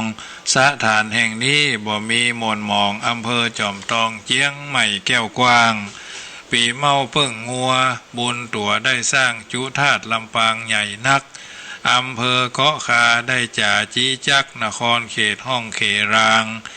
ปียีเนิ่งน้าวเพิ่งเสือลากหางขะนองห้องคางเสียงดังลั่นก้องจุท่าเจ้าแฮเมืองแป้แห่งห้องเล่าตามตำนานบอกไว้ปีเมานั้นเฮ้ยจะเลยก่อนไกลก็ลักฐานท่านได้ยืนยันเปิ้งสัตว์อยู่แปะกะ เปิ้งสัตว์อยู่แพะกะตายต้องตันหุมรับเมื่อวันจุท่าแจ้แห้งเมืองหน้าโหนไกจะไขบอกแจ้งลักฐานแสดงไว้ชัดปีสีทัดมานากาอยู่วัดเปิ้งนาคปากตัวลายจุธาตุที่วัด จี้จัดขจายพระสิงเนนายเมืองปิงมิ่งแก้วปีไส้เปิ้งงูดูงามผ่องแผ้วจุโพทะไหลคำกำพระตี้ทลัดพญามหาพุทธบรรลุส่องแจ้งมักกาสะฐานแห่งนั้นมันไก่แต่หนาพุทธคยาอินเดียปุ้นเจ้าปีสาง่าเนอเลิศเลอบ่อเศร้าเพิ่งมาตัวเราคึกคักจุท่าทงสาตะโกงใหญ่นัก เมืองน่านด่านเด้าจาวมอนปีเม็ดเพิ่งแปะจี้แนะตามสอนจุธาตุดอยดอนสุเทพองค์เจ้าสูงถึงภูพิงฝั่งปิงจอมเง่าเมืองเจียงใหม่เฮาสะล้างปีจันแถมหนาบอกกาเคินข้างเปิ้งวอกแก่นก้าตาคมว่องไวไขว่คว้าสู้ซ่าถาถมจุธาตุพนมอีสานเน้อเจ้านครพนมคนชมอวดอ้างนับถือรือชาเอาอดปีเล้าละกาตวยมาบ่อลดเปิ้งปีตัวเปิ้งไก่แก้วเรืองไวจุธาตุใหญ่นักวิสุทธมดใสหาริปูนใจละปูนแก้วเจ้าปีเซตเปิ้งหมาบอกจ๋าน้องเน่าปีนี้บ่เบากำแล้วตามนานบอก มาเนราร่างแก้วจุพระธาตุแก้วดวงดีอยู่บนจันฟ้าสง่าราศีจุธาตุมณีชิมพีเขตขั้น ปีใกล้ปีกุลบุญมีแม่นมั่นเปิ้งจังสัตตันใหญ่ยศจุธาตุดอยตุงเด่นสูงงามงดแม่ฟ้าหลวงแห่งห้องเจียงไฮเหนือสุดเขตตัดเหนือสุดเขตตักนะล่องห้องเลิกแม่สายจังหวัดเจียงไฮ้สุดเขตที่นี่มีน้ำแม่สายกว้างขวางไว้อย่าง12ราศีจบแล้วก่อนและนายเหยญาติโยมสาธุชนท่านผู้ฟังทั้งหลายรายการเสียงธรรมก่อนรับตาค่ำคืนนี้ญาติโยมสาธุชนท่านผู้ฟังทั้งหลายวันพรุ่งนี้ก็เริ่มต้นแห่งการขึ้นเดือน8เนาะเดือน7ก็ดับไปวันนี้ดับเมียนเสียงไปแล้วเพิ่นบอกเอาไว้ว่า1ค่ำนี้หนาข้าวจ๋าจี้จักจ้างแก้วขึ้นสู่หงธรรม2ค่ำนั่นแหละที่แนะจดจำบ่ดีก็ตามการใดใหญ่น้อยชื่อว่าฟังธรรมกลางป่าจ้าจ้อยบ่ดีแยงกอยพอกึด3ค่ำนี้หนากำจ๋าหน้าคิดจ๋าติดแม่นมั่นเตอะเฮาพ่อแม่พี่น้องบ่ต้องมองเหงาช่วยมือคอยเอาท่าขินเนื้อเจ้า4ค่ำแถมหนามาจะร่วมเข้าถือตำราเอาเก้าพุทธเป็นวันบดีชื่อมีจนคุดเป็นกรรมบักเก่าอันนาเป็นกรรมบักเก่าอันเดิมมานอนตีนตากแดดบดีแท้หนาเป็นธรรมดามีมาเก่าอัน5ค่ำนั้นนะจะมาจะตามขั้นผีแวดปองเอาบ่ละเป็นวันบดีมีเตจะบ่ละเสียอันหีดหอย6ค่ำนั่นแหละจี้แน่ตามฝอยลงสำเภากอยไปก้าต่างบ้านเป็นมิ่งมงคลจุหนจุด้านบ่มีคนผ่านจวบปบ7ค่ำข้อมีนิบ่หนีคอยรบมีเคาะอยู่ท่าคอยจน8ค่ำนั่นแหละจี้แน่เหตุผลเป็นสาระวนบ่เมียนเสี่ยงท่าน9ค่ำแถมหนามีมากล่าวต้านว่าถูกสอนเสี้ยนพลาม10ค่ำแถมเล่าเอาไว้ตอบถามว่าหาความงามบ่ได้อย่าง11ค่ำหนาข้าเขียนมานี้ขี้ไร่เป็นดีแต่ตักเรื่องฮักเรื่องหุมหมู่จุมก่อฮักเป็นลักแม่นมั่นดีปอ12ค่ำนี้บ่ดีแต่หนอบ่ดีเพียงปอสักญาติที่นี่13ค่ำกาใจยะว่าปราบจุมปูมีว่าแต่สิริมังกะละทุกหนดีแต่บ่พิษบ่แก้เนอเฮา วันดีแต่ตักจี้จักลักเสาวันมงคลเอาปาเฮาชื่นสู้14ค่ำหนาว่าจะคำอู้ว่ามีสัตถลูปองหาย15ค่ำแถมสอดแนมชั่วร้ายมีผีแม่ไม้ปองเอาตำลาอันนี้มีมาว่าเก่าคนโบราณเฮายึดถือแม่นมั่น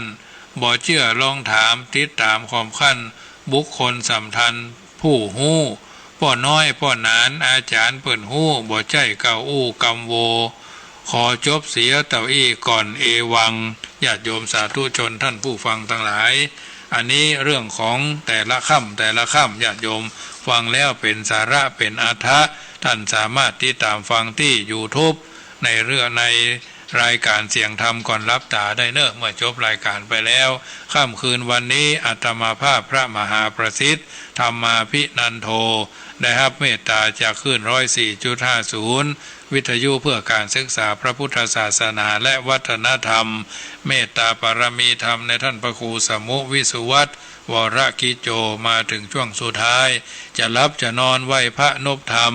ไหวพระพุทธไหวพระธรรมไหวพระสงฆ์ไหวคุณพ่อคุณแม่กราบคุณครูบาอาจารย์นึกถึงทานศีลภาวนาที่ท่านทั้งหลายกระทำบำเพ็ญกันมาในค่ำคืนนี้มีน้ำหยาดก็เตรียมน้ำหยาดเนอะจะได้ปั่นปอนให้ท่านทั้งหลายรับเป็นสุขตื่นเป็นสุขกันทั่วหน้ายะถาวาริวหาปูราปริปูเรนติสาขรังเอวะเมวะอิโตตินังเปตานังอุปกปติอิชิตังปะติตังตุมหังคิปะเมวะสมินจันตุสเปปุเรนตุสังกปาจันโตปนะระโสยถามะนิโจติระโสยถาอิตังโวมตุบูภาราจะตานังกัปปิยะพันดะตานังธรรมเตสนาตานังพุทธันจะธรรมันจะสังคันจะธรรมสวนะนิปานปัจจโยโหตุโวนิจังเจ้าสัทธาทายกทายิกาที่ตั้งใจฟังรายการเสียงธรรมก่อนรับตาวิทยุเพื่อการศึกษาพระพุทธศาสนาและวัฒนธรรม FM ความถี่ 104.50 เมกะเฮิรตซ์วัดฝ่ายหินตำบลสุเทพเมืองเชียงใหม่เวียงแก้วกว้างแห่งนี้อาตมาภาพเก้ากระผมพระมหาประสิทธิ์ธรรมาภินันโทวัดจังกรรมเวียงเวลุคามป่าสางได้เอาธรรมะอันเป็นสารธรรมคำสอนในทางพระพุทธศาสนามาเป็นปฏิกระตอบบุญแทนคุณเข้าน้ำโยมพ่อโยมแม่โยมพี่โยมอ้ายโยมป้าโยมลุงทั้งหลายทั้งใกล้และไกลทั้งใกล้ทั้งไกลและใกล้มีจิตใจใส่ศรัทธาบางท่านก็สละจตุปัจจัยคนละเล็กคนละน้อยตั้งแต่100จนกระทั่งเป็น 1,000 บุญกินบุญทานอันนี้แม้แต่โตปานิธานตั้งใจบุญปูจากันเทศตั้งใจปูจากันน้ำกับไฟปูจาอาหารหื้องัวหื้อควายและบุญปูจาอาหารเจ้าอาหารเพนแก่พระเจ้าพระสงฆ์องค์สามเณรหื้อแล้วเสยังกรรมกรรมผาธนากับกายเป็นตบะเดชะเป็นภารวะปัจจัยเป็นอุปนิสัยนำทรงโยมพ่อโยมแม่โยมพี่โยมอาโยมลุงโยมอาโยมป้าโยมปู่ทั้งหลายอยู่ดีมีสุขอายุมั่นขวัญยืนหิปันมาหาปันได้ขึ้นเหนือล่องใต้ประสบความสำเร็จในภารกิจธุรกิจน้อยใหญ่บ่เต้าแต่นั่นจุงกับกายเป็นชัดแก้วพิดานคำครี่มงบังกวัดแกว่งเอาข้อปีข้อเดือนข้อวันข้อยามข้อเมื่อลำเมื่อตื่นเมื่อยืนเมื่อเตียวเมื่อเกี้ยวเมื่อกินพิราชกาดกากับกายเป็นตบะเดชะเป็นภรวะปัจจัยอภิบาลประทานพรให้เจ้าศรัทธาอยู่เย็นเป็นสุขรุ่งเรืองก้าวหน้าไปด้วยจะตุรพิทพรชัย4ประการอายุมั่นยิ่งยืนยาวเกิน100วันนะเป่งป้อยใสสีสุขกายสบายใจมีพละกำลังสุขสถานเสถียรเตี้ยงมั่นในบวรพุทธศาสนาจุคนจุท่านจุอย่าน้อยใจยิงนั่นจุงจักมีเตี้ยงแต้ดีหลีพุทโธบังซ้ายธัมโมบังขวาสังโฆบังกายาอะระหังบังเกสาอะระหังพุทโธนะโมพุทธายะอายุวันโนสุขังปะลัง